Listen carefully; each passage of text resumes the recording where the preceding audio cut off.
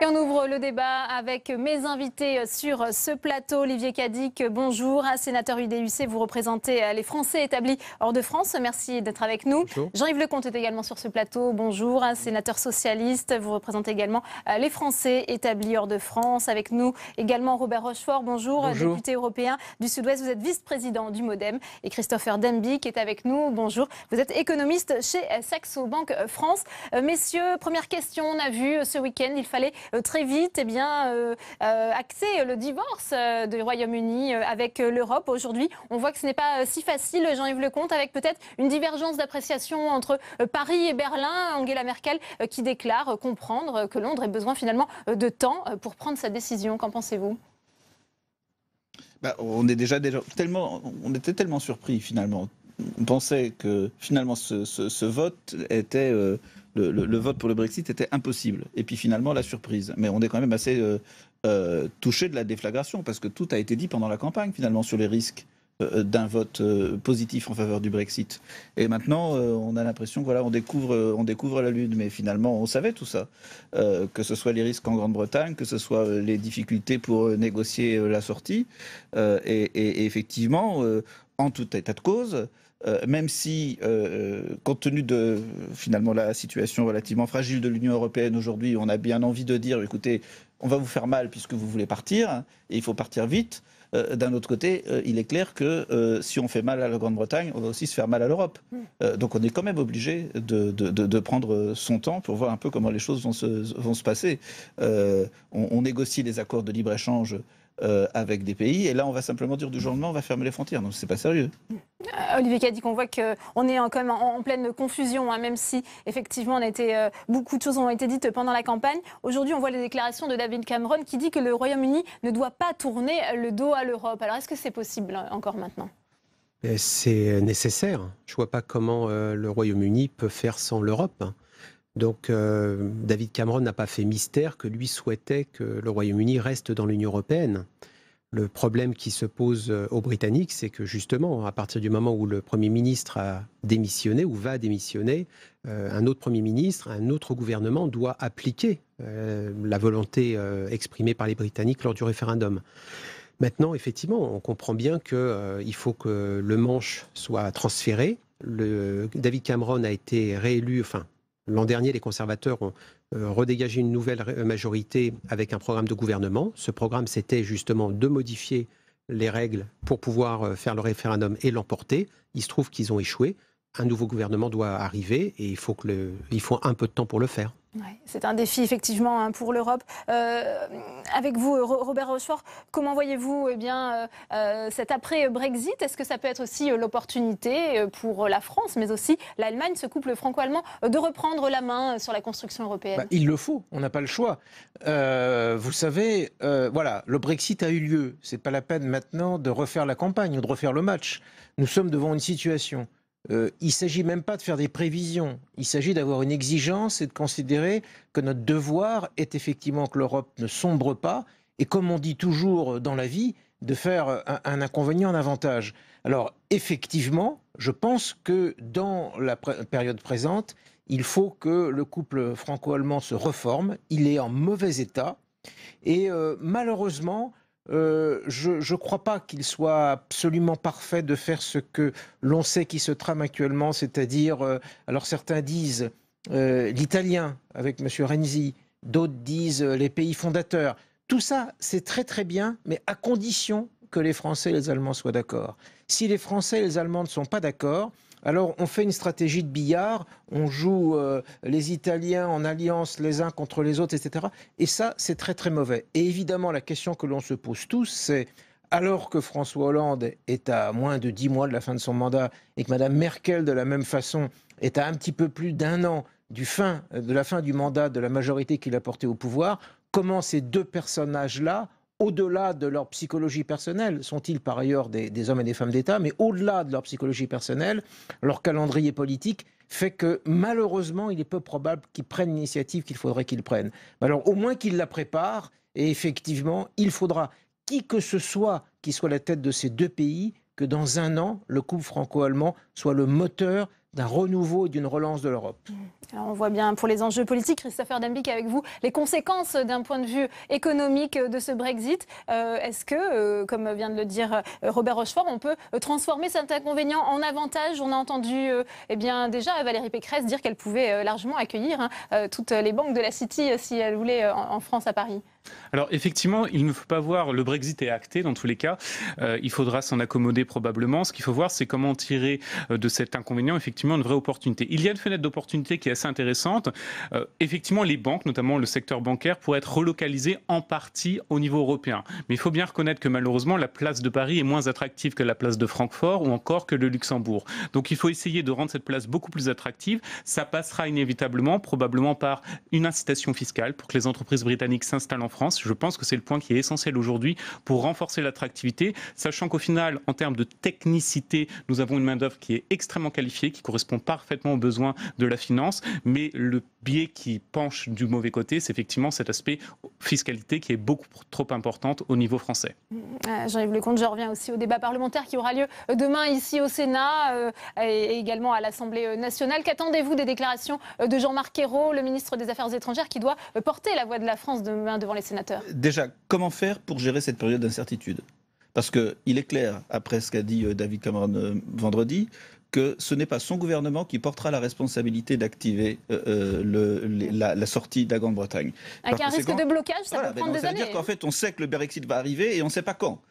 Et si ça peut durer. Il faut que la Grande-Bretagne se dote d'une majorité qui est capable de porter le Brexit. Ça va peut-être être difficile. On comprend même que ceux qui ont fait la campagne pour le Brexit, finalement, aujourd'hui, n'assument pas ce qu'ils ont dit. Mais voilà, c'est la première chose. Donc, gérer cette incertitude.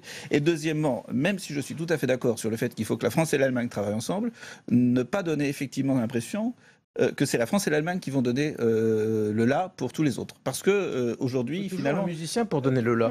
Oui, c'est pas l'orchestre qui donne le la. La difficulté, c'est qu'aujourd'hui, le leadership franco-allemand est si malade et il y a de tellement gros décalages, même dans ce leadership, entre ce que veut la France et ce que perçoit la France et ce que perçoit l'Allemagne, que finalement les autres pays européens s'en rendent compte et se réunissent à côté. Et que par conséquent, aujourd'hui, et là je pense qu'il faut vraiment être capable de réagir ensemble, tout en ayant bien conscience que finalement le choix que les Britanniques ont fait vendredi, c'est un choix qui remet presque en cause 500 ans finalement d'orientation vers l'Europe pour finalement que la Grande-Bretagne qui a toujours voulu peser, depuis Jeanne d'Arc, même avant, sur les orientations de la politique européenne. Et là, d'un seul coup, il tourne le dos à ça. Je ne suis pas certain que ça va durer très longtemps. Mais en tout état de cause, l'Europe doit pouvoir se mettre en état de marche sans la Grande-Bretagne, puisque voilà, telle a été sa décision. Ouais, cette Europe des 27 qui a certainement déjà commencé. Olivier Cadic, vous qui vivez à Londres, comment ça a été vécu par les Français outre-Manche? Écoutez, une grande surprise. Le Royaume-Uni, par tradition, accueille les gens d'où qu'ils viennent. Et la sensation de vivre chez soi, d'un monde cosmopolite, et d'être toujours le bienvenu. Or, depuis quelques semaines, quelques mois, on a cette sensation qui montait, comme quoi on n'était plus les bienvenus. Et ça, c'est quelque chose de nouveau.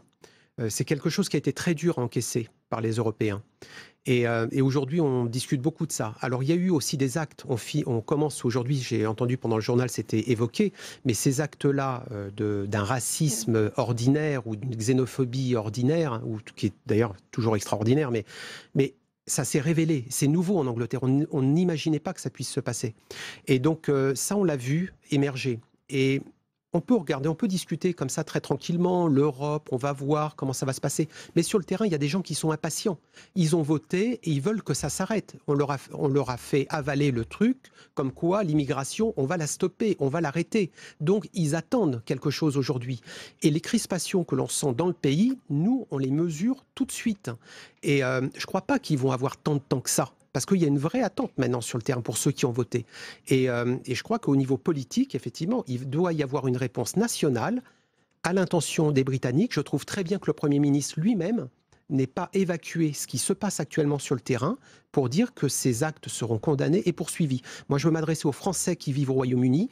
Chaque fois qu'il y a un acte, des insultes dans la rue, comme on l'a déjà reçu, des actes où on envoie des choses sur votre maison, eh bien, à chaque fois, ça doit être dénoncé à la police. Il doit y avoir une plainte qui doit être enregistrée. On ne doit jamais baisser les yeux.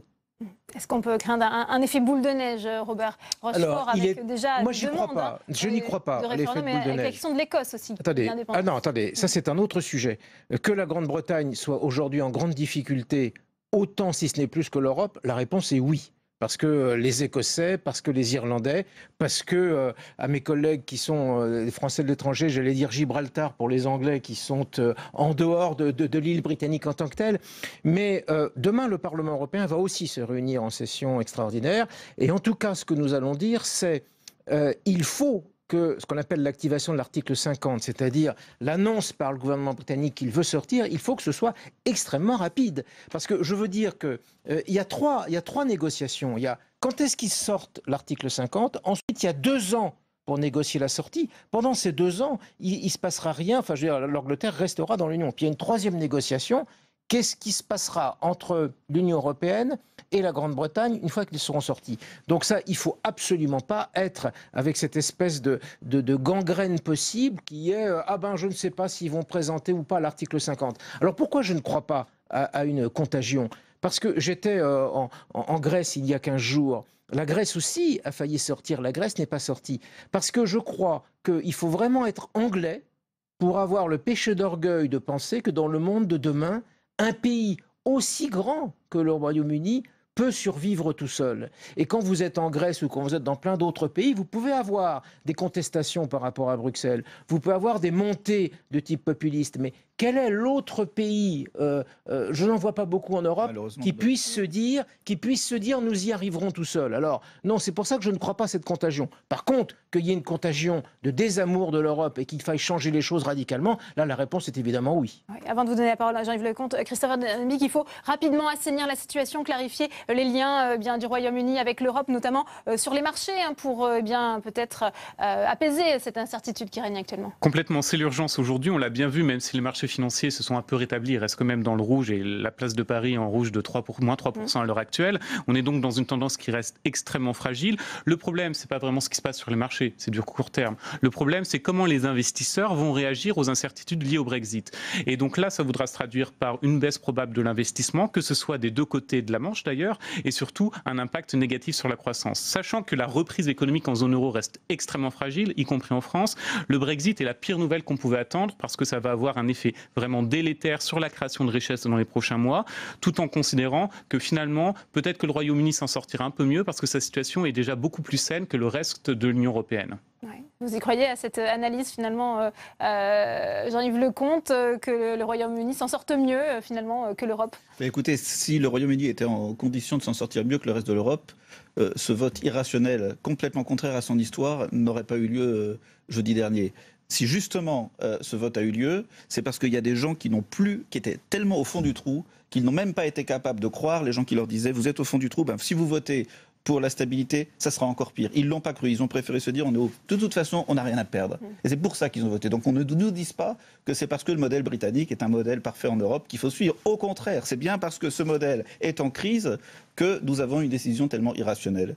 Et par conséquent, il faut aussi, parce qu'il y a un deuxième pays malheureusement, qui est dans la même situation, qui finalement est aussi spécifique que la Grande-Bretagne de ce point de vue-là, et qui est capable d'imaginer un jour que tout seul, ça sera mieux qu'ensemble. Malheureusement, c'est notre pays.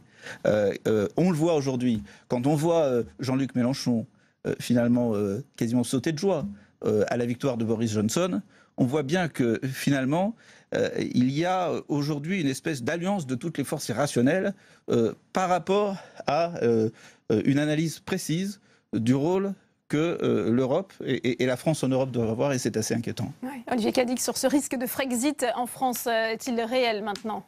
Et je pense que ça serait une erreur de penser que les Britanniques ont voté que contre l'Union européenne.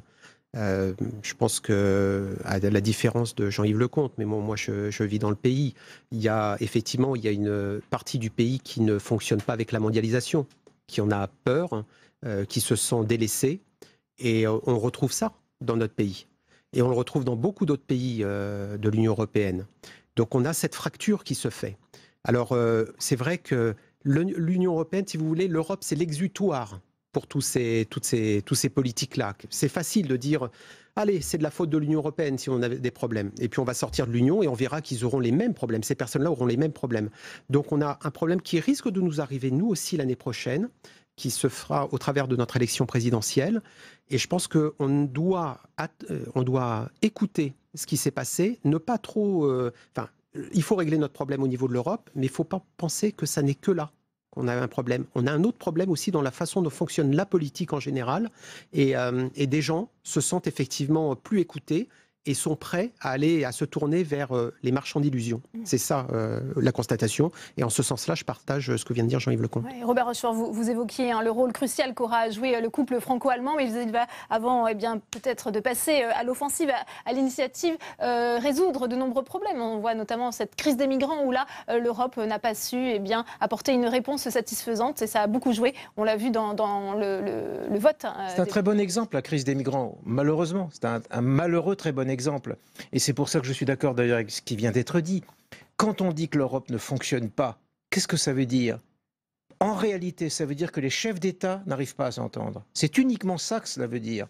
Parce qu'il n'y a pas à Bruxelles, quelque part, ni même le Parlement européen à Strasbourg ou à Bruxelles, un endroit où on prend des décisions tout seul qui s'imposent à l'Europe.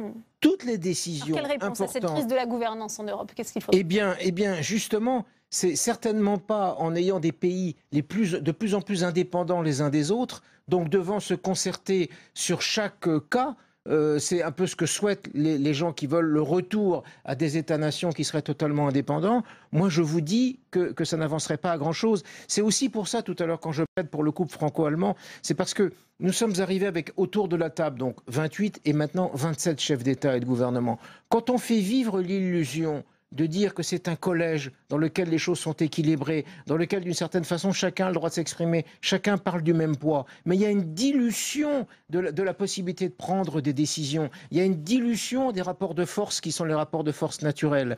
C'est pour ça qu'il faut surtout pas, dans les 2 ans qui viennent, que nous soyons dans la technique, ni même dans le juridique. Il faut que nous revenions à fond dans la politique, c'est-à-dire que l'on sache ce que l'on veut faire, qui sont les leaders en Europe pour faire quelque chose de nouveau. Moi, je pense qu'effectivement, c'est les pays fondateurs avec la France et l'Allemagne à l'origine. Ensuite, la zone euro. Mais je dis même ensuite la zone euro. Parce qu'il y a aujourd'hui dans la zone euro des pays qui n'ont pas, la même sensibilité et le même désir de revenir aux origines du projet européen. Donc il faut refaire de la politique. Il faut effectivement avoir plus de démocratie. Il faut que le peuple se sente mieux représenté. Mais il faut surtout que les chefs d'État et de gouvernement arrêtent de jouer à cache-cache, arrêtent de se cacher derrière l'Europe quand il y a une mauvaise décision à prendre, de ne pas l'assumer et de ne pas s'entendre, comme ça a été le cas sur les migrants. En particulier, tenez, alors entre Mme Merkel et M. Hollande, ça a été spectaculaire. Christopher Dembicq, est-ce que ce risque d'un Frexit, pour employer cette expression, a été anticipé aussi ou a été examiné de près ?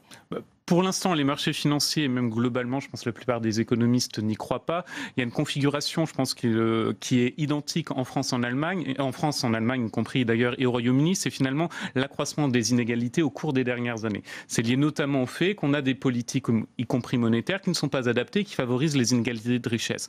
Mais dans le même temps, la possibilité d'un Frexit paraît sur du court terme, à la fois, je pense, politiquement assez improbable, au regard des sondages, etc.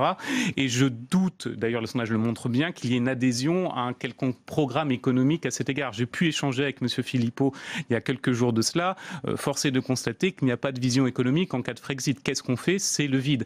Et du côté britannique, on est dans la même circonstance. Simple différence. Du côté britannique, ils ne font pas partie de la zone euro, donc disons qu'il y a une facilité à en sortir, alors que du côté français, ça voudrait aussi certainement dire sortir de la zone euro, revenir au franc. Ce serait une catastrophe économique. Je ne vois pas dans quelles conditions on pourrait faire cela. Ouais, Jean-Yves Lecomte, on a vu la contestation aussi de ce référendum. Sans faire de parallèle, on voit aujourd'hui avec la consultation sur Notre-Dame-des-Landes qu'il y a aussi un problème de légitimité démocratique de ces consultations. Quel est votre avis ? Bon, en l'occurrence, là, il n'y a pas de légitimité démocratique. Elle est totalement légitime. Elle était annoncée. Voilà, c'est fait. Maintenant, même si on a vu déjà des pétitions en ligne. Oui, mais la pétition, elle datait d'avant et c'était quelqu'un qui était favorable au Brexit qui l'avait lancé au cas où ça ne marchait pas. Enfin, ça, c'est pas très grave. Maintenant, le problème, c'est qu'il faut qu'il trouve une majorité pour aller plus loin. Le paradoxe par rapport à ce qui a été pour aller plus loin, donc en fait, trouver un gouvernement britannique qui est capable d'assumer les conséquences de l'activation de l'article 50. Et ça ne va pas être simple. Mais en tout état de cause, le paradoxe de tout ça, c'est que je ne suis pas sûr, si on avait explicité mieux le projet européen, que ça aurait aidé au référendum britannique. Bon, compte tenu des spécificités du Royaume-Uni. Toutefois, c'est vrai que ça fait 25 ans qu'on n'a pas changé les architectures de l'Union européenne. Enfin, ça fait 25 ans qu'on a des chefs d'État qui ont oublié de montrer un cap et qui aujourd'hui sont des agents de maintenance et qui, à chaque fois qu'il y a un boulon qui casse, ils disent « Ah, c'est la faute de l'Europe ». C'est un plaidoyer pour un nouveau traité, ce que vous êtes en train de dire, Jean-Yves Leconte. En tout état de cause, il faut effectivement aujourd'hui enfin montrer la voie. Parce qu'on ne peut pas rester au milieu du chemin. On a mis tellement de politiques ensemble et on n'a pas construit la gouvernance démocratique qui va avec. Et on le voit sur la crise des migrants, on le voit sur l'euro, et tout ça doit être simplifié, lisible et clair pour demander aux citoyens européens si effectivement on a mis des politiques ensemble, maintenant il faut qu'on les contrôle ensemble. Je ne suis pas sûr que si on avait dit ça aux Britanniques, ça aurait changé le résultat. Mais en tout état de cause par rapport au projet européen, c'est ce qu'on doit faire aujourd'hui. Olivier Cadic, ça doit passer par un nouveau traité selon vous ? Alors, en tout cas, faut redéfinir un nouveau cap pour s'assurer, avant de faire un traité, s'assurer si on est bien d'accord sur le port vers lequel on veut s'orienter. Parce que beaucoup de monde parle, on dit qu'on veut tous l'Europe, mais quand je vois la première réaction suite au Brexit, de dire, ah bah tiens, la région parisienne veut récupérer, et puis voilà, et puis Hambourg va faire la même chose, Amsterdam et tout ça. Voilà, donc ça va être, c'est pas une approche très européenne. Vous voyez, on se concerte pas avant, chacun y va de façon désordonnée. C'est un petit peu ça qui fonctionne pas. Donc, faut déjà fixer le cap. Où est-ce qu'on veut aller ? Et moi, je crois à une Europe fédérale. Donc, c'est ce que je souhaite. Et une fois qu'on se met d'accord pour faire une Europe fédérale, on dit comment on fait le traité pour l'atteindre. Mais il faut déjà se mettre d'accord sur le cap.